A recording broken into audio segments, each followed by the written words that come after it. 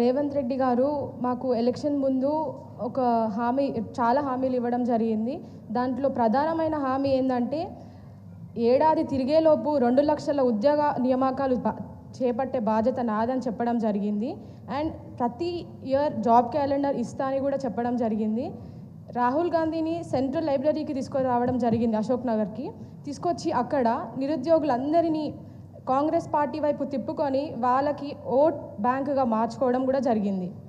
So ఇక్కడ ఏమైపోతుందంటే notification అనేది ఎలక్షన్ ఎజెండా లాగా వాళ్ళు తీసుకుంటున్నారని మా అందరికి అర్థమైంది.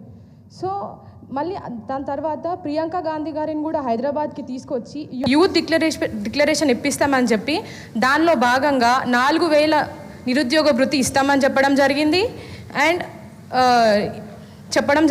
అండ్ ఇంకోటి ఏంటంటే ఇప్పుడు నిరుద్యోగులకి నేను ఒకటి తెలియజేయాలనుకుంటున్నా. ఏంటంటే నిరుద్యోగ మిత్రులారా, మీరందరూ ఇప్పుడు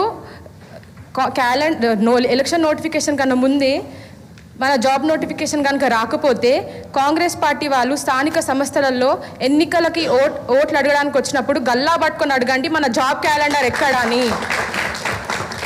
ఎన్ని నిరసనలు తెలిపినాం, ఎంతమందికి వినతి పత్రాలు ఇచ్చినా కూడా దున్నపోతు మీద వర్షం పడ్డట్టే వాళ్ళ వైఖరి కనిపిస్తుంది.